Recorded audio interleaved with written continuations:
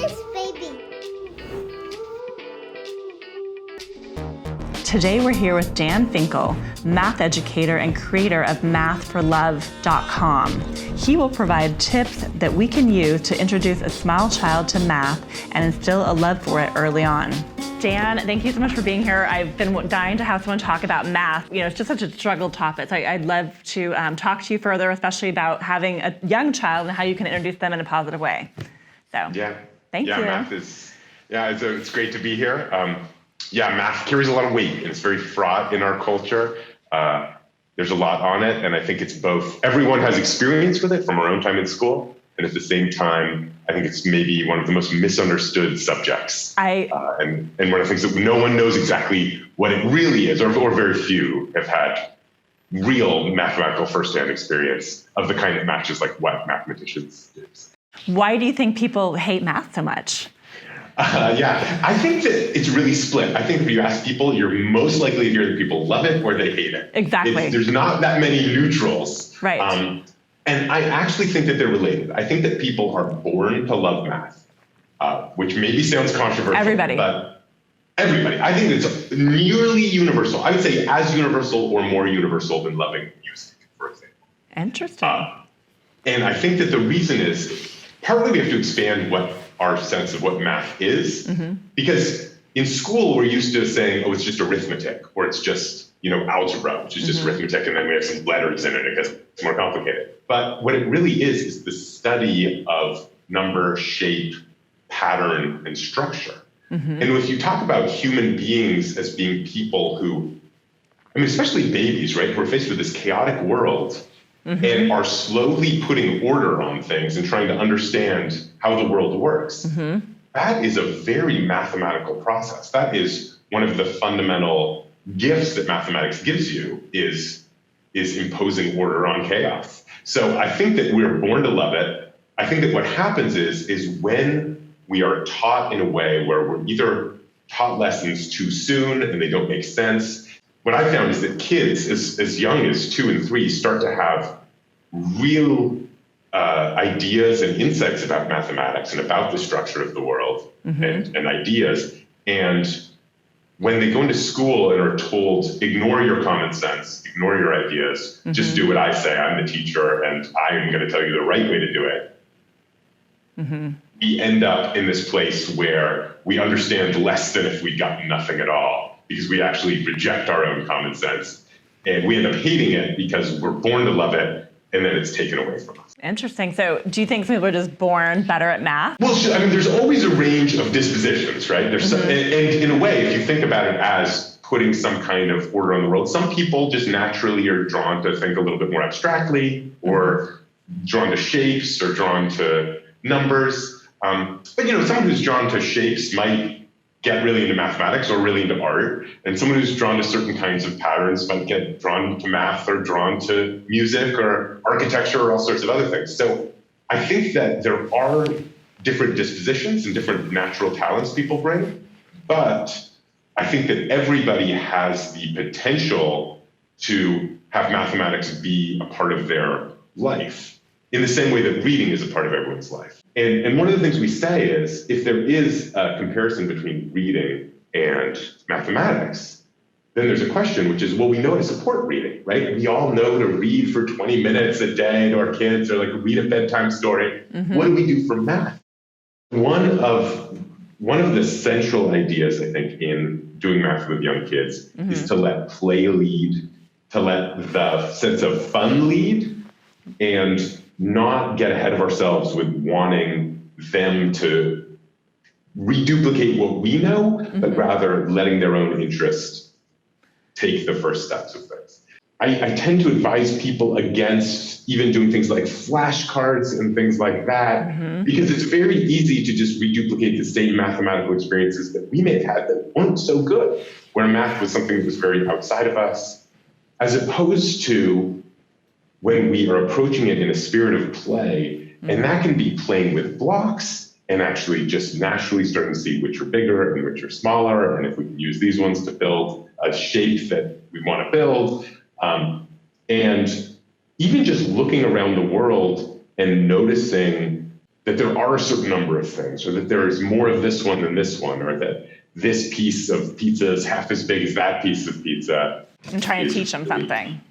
Yeah, Right. And just because that's so many of our experience, it's not a measurement of are you smart or not, but let's just have a good time and see what we can see and have conversations and play around and see what happens. And that's, I think, much truer to the sense of what math is. Mathematics starts with questions often, and for young kids, those questions are how many and how big and what is going on there? Is there a pattern or some kind of structure there? Even putting it into words for very young kids, it overlaps with a lot of the verbal development where it's just about using words like on and below and inside and outside. We're actually building the mathematical framework we're going to be building on in elementary school with those kind of ideas, as well as counting and shapes. I think you have a really small child, and I don't know what you're... 7-month-old, yeah. Okay, so he's very young, but I don't know if you have any plans of what you plan to do with him, or... There's actually a story about Piaget, which apparently he talked about, this is a story I've heard, the American problem, which was as soon as American parents heard about these stages of development that he was describing, they asked, well, how do I get my kid to do it faster so they can get ahead? And so in general, what we're trying to do with our son is we're trying to talk to him a lot. And part of that talking involves counting sometimes. If we're snapping up snaps, we'll count them when we do it. Or we'll play games where, he's a rocket ship and you have a countdown before you launch up into the air. So I'm just looking for natural, playful ways to include numbers, or just being descriptive with looking for those times where instead of saying, let me get you something to eat, actually saying, oh, you're going to have 2 pieces of broccoli right now, and using the number words or the shape words, but in a way that feels natural and connected. We're trying not to say, oh, you got this, you're so smart. Right. And because I think that does set you up with this fixed mindset perspective of, oh, if you're good at math, that means you're smart, and that's just something you're born with or not born with. And we're very much hoping for it to be the perspective of more growth mindset, where this is something you can get better at if you put the work in. Not trying to do the show them a bunch of flashcards or like people do. There's the whole world, and then math is this thing we do, which happens in this little box. And that's what flashcards would seem to communicate. And I think we want to communicate more of math is integrated into the rest of the world, and it can happen anywhere. And it's something you do. It's like a vision you can bring to bear when you want to look for patterns and structures in the world around you. And it can happen anytime, not just in our prescribed little math time. What are some of the mistakes that people do early on that maybe can turn them off of loving math? Yeah. I think the main thing is when it feels like something that somebody is making us do, in which we're not fundamentally interested in. I think that's what it is. And there always has been this thing of, in colleges, they tell the high schools, why aren't the kids better? And so then the high schools say to the middle schoolers, well, they need to be doing more, and it goes all the way. And then it's kindergarten. And we end up often pushing ideas that the kids aren't conceptually ready for. And I do think that if we could allow play to be central, we would. I feel like from the ages of 2 to 8, kids are very naturally starting to just count things in the world around them. The real gift is when you can encourage the curiosity and not get too worried about, oh, are you doing it all right all the time? Again, the messaging we give kids is sometimes what matters is if you get a right answer, and that's the end of the story. I don't care if you understand why it's right. I don't care if you were curious about that question to begin with. Just say the right answer so we can see that you are good at this thing. Right. No, I agree. So what are some top tips you could give for teaching math? I know we've talked about it, but if you were to talk. One of the best things you can do is change your fundamental question when you're thinking about math or doing anything mathematical with your kids from, do they have the right answer, to, how is my child thinking? And let that be your guiding question. There's a great line that somebody had about every wrong answer is the right answer to a different question. And there's some way your child is thinking that this is the way they saw it. And wouldn't it be interesting to know what's happening in their head that led to that? I think that that is one of the main things you can do. It's just a subtle shift in your perception that I think is really exciting. And the great thing is that works at all age. That works with a 1.5-year-old who's like scooping water between cups and might have some idea about how something happens. And it also works with, a high schooler who is working on their algebra homework and just what is going on in your head. So that's one thing. And the second thing is to trust play as being what needs to happen for kids to get engaged with math. And I think there's a lot of great toys and blocks and cards and activities that make play potentially more mathematically rich and give some more possibilities for it. What are some of those toys that you think help understanding? So for blocks, I love like wooden blocks, anything that are sort of toys that allow you to just play in a very open way. Wooden blocks, Legos, Duplo blocks. Also pattern blocks are super mathematically interesting. They're used in a lot of schools. They're like yellow hexagons, red trapezoids, green triangles. You make these beautiful patterns with them. But there's a lot of mathematics to see there and a lot of intuition to build. I have a game for kids 3 and up called Tiny Polka Dot, which is essentially a mathematically enriched card deck. And this was something that we actually invented. My wife and I wrote the intervention curriculum for elementary schools for the summer program in Seattle.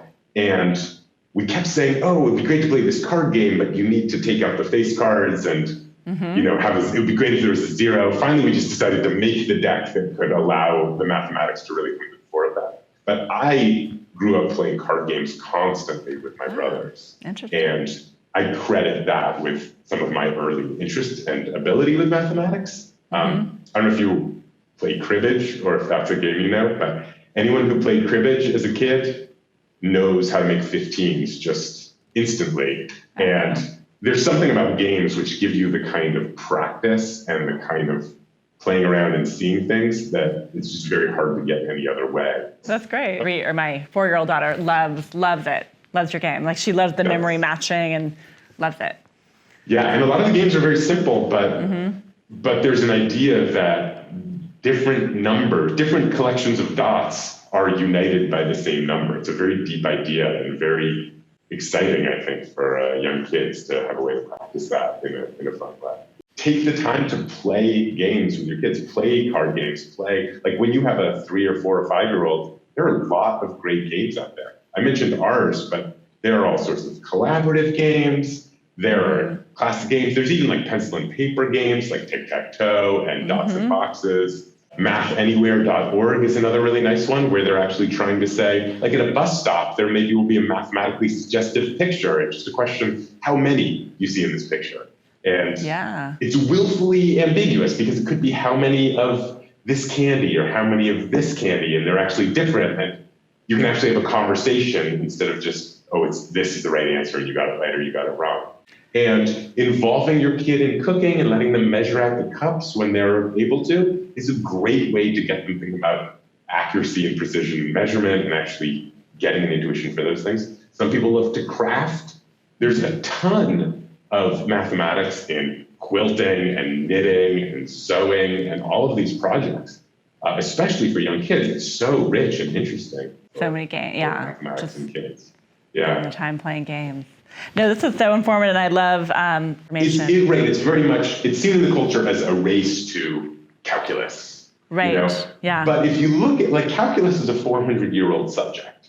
It's weird to remember that. A lot's happened since then. A lot had happened before also. And just to get to the idea that, like modern mathematics studies things like the shape of the universe, but it also studies things like knots, and how can you mathematically tell that one knot is different from another knot? Oh, interesting, huh? And also, the study of knots informs the study of the shape of the universe. So it's things like there's so much more happening in mathematics. There are mathematics that involve coloring things. There's mathematics that involves infinity. I mean, there's just so much strange stuff going on. And we've invented all that not because someone was in a rush to get from point A to point B, but because someone took their time and said, I don't know if I actually understand everything about point A yet. Right. And found that there was a lot more happening there than we'd realized. I mean, I didn't know that history either. That's very interesting. Yeah, no, it's wild stuff. It's wild stuff.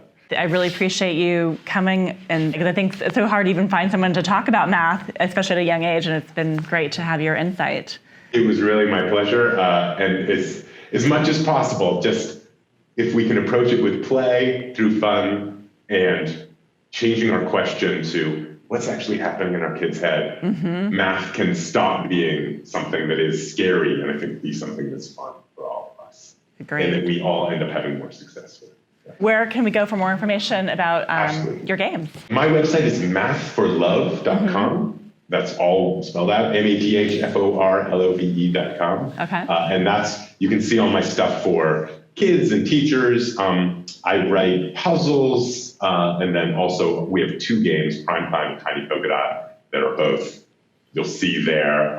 If you know someone who'd be a great fit for the show, come on over to ingeniousbaby.com and share your tips and story ideas.